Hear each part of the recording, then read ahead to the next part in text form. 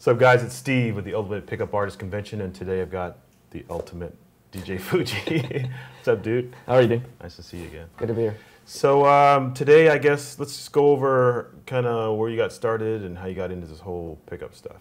Well, I started out, I mean, kind of like most of us, as a student. Right. In particular, I was a pretty bad student.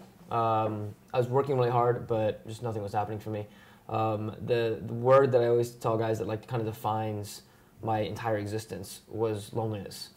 Just because if you don't have that skill set and you have everything else, or you try to get everything else, it doesn't matter. I was talking to my photographer the other day, and he shoots like billionaires, like legit billionaires. They've got everything, and he talks about how he talks to the models that are like hanging out with him or whatever, and all they say is he's weird, he's creepy, I just like him for his money, like he still has these big parties, but he just weirds everyone out. Wow. And it goes to show you that you can have everything, and yet if you don't have these social skills, then nothing happens. Right. And sure, those girls, a certain percentage of those girls are hooking up with him, but it doesn't really matter because at the end of the day, it's when his money goes away, they go away. Yeah. He might as well just buy it because that's really what he's doing. So my background is similar to that, minus the billionaire part. I tried everything in my power to make this happen. You know what I mean?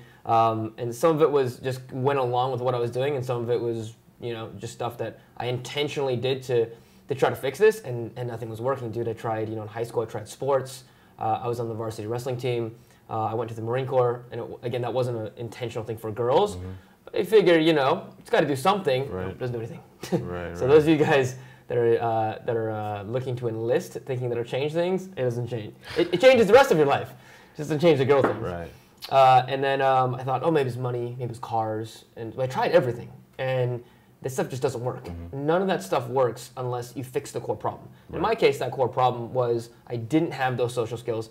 I didn't have that confidence. I didn't have the ability to not only just walk up to someone in a bar, but just have a normal conversation among a social circle. And so if you don't have that, it's very apparent your entire life. And when I got into this, the idea was I need to fix this. And so the old school community that we were in represented hope, the idea that we could change that, we could fix that, and we could, improve our lot in life. Okay. So how would you describe, I guess, your style? What separates you from, I guess, the other coaches out there? I think it's so much the style of kind of how we pick up. Although, I mean, there's differences, but I mean, mostly how you teach. Teaching.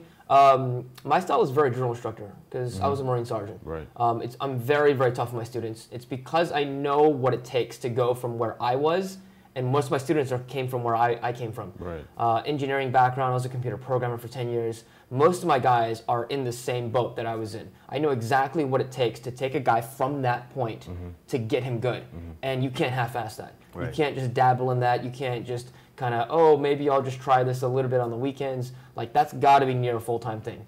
That's got to be something you, like, dedicate everything to do, because you're essentially taking a guy who's, like, say, almost the equivalent, like a short Asian guy, maybe not particularly athletically talented, and you're like, hey, you need to get to the NBA. Go for it.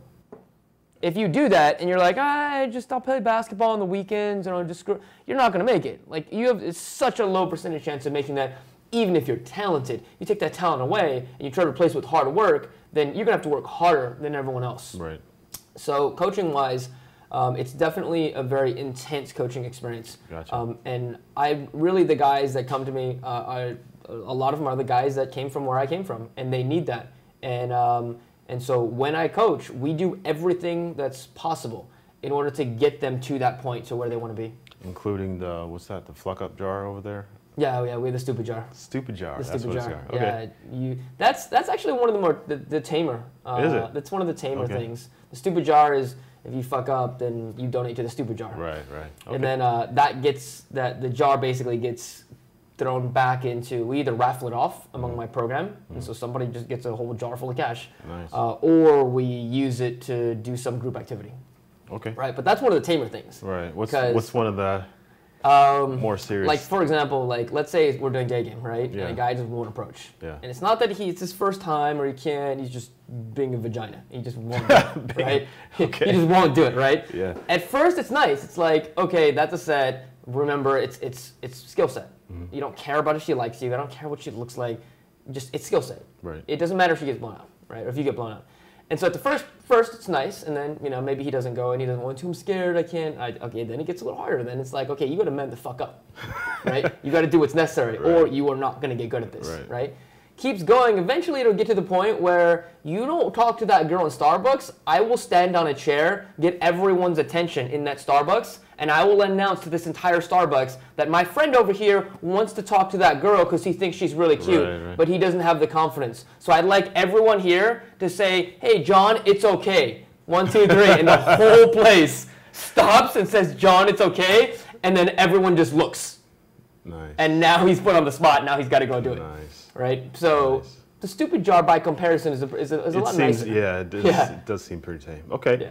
So you're going to speak at the 2013 Ultimate Pickup Artist Convention. So you have any idea? I know we talked yesterday and you kind of free flow it, but any idea what you're going to talk about?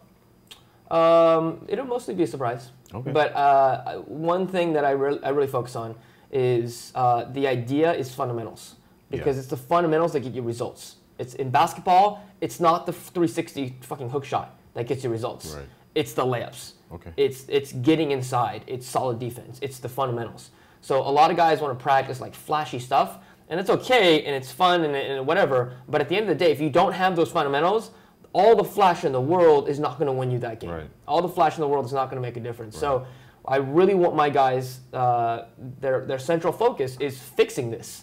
Not like putting a Band-Aid over the gaping chest wound. It's fixing this problem. If you want to fix this problem, you have to get those fundamentals down. Right.